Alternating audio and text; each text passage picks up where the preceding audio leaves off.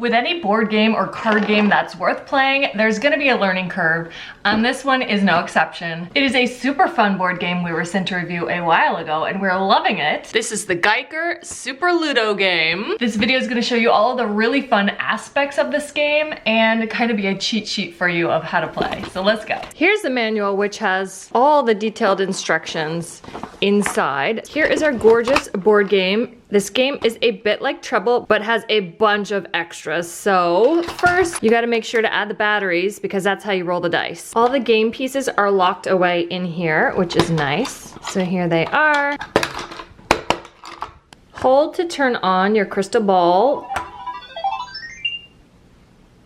You can play free-for-all where you have individual players, or you can pair up into teams. Take out your guys, pop this back on.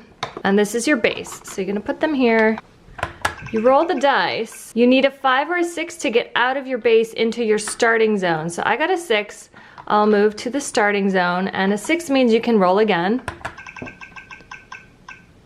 Then I can move this guy 1, 2, 3. Sometimes this +1 will come up. That means you can roll again. If you land on the bridge of your color, you can cross over. So for example, if I landed here, I could cross over and like skip that whole section. The bridge of your color is one way to skip ahead. Another way that happens quite frequently is when you land on your color. So I got a 5, 1, 2, 3, 4, 5. It's blue, so then I skip to the next blue, which is here. Oh my gosh. Then I skip ahead on the bridge. Boom. That's amazing. I should note, I'm calling them bridges, but their technical term is fast lane, and I love them. The second unique feature we're gonna talk about is stacking. I got a 4, so watch this. I'm gonna move 1, 2, 3, 4. I'm gonna stack these two.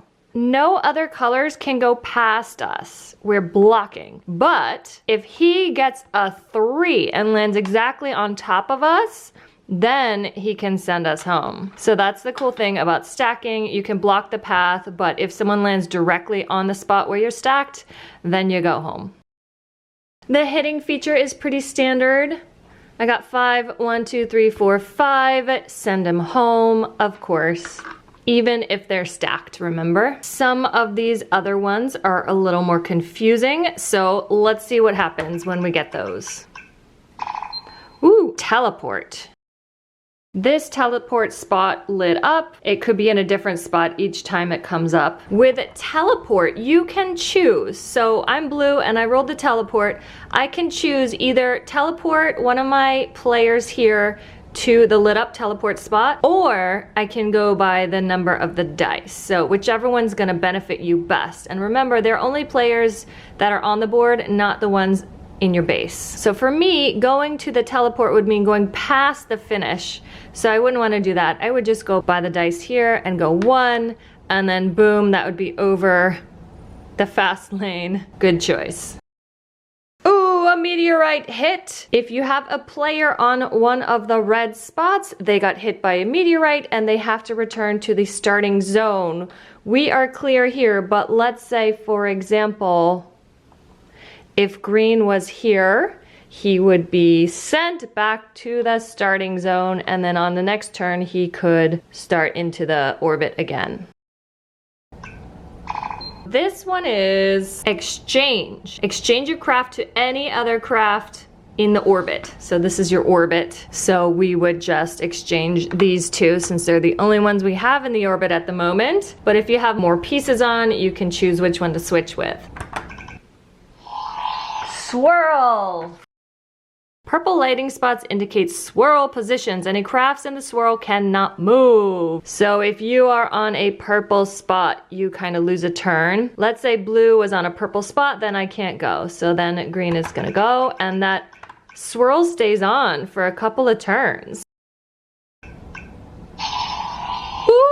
Here we have a wormhole. Yellow lighting spots indicate wormhole positions. Any craft in one wormhole can exit to the other wormhole. So if you are on a lit up space already, you can choose to go to one of the other lit up spaces, the wormholes. When it's blue's turn, they can choose. So I'm gonna choose this one is the one closest to finishing the game.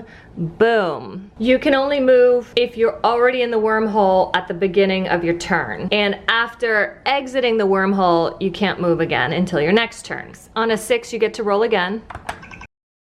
To win, you need to roll the exact number to get up here. Otherwise, you're gonna be kind of going back and forth until you get it. So I got a 5. 1, 2, 3, 4, 5. He didn't finish yet.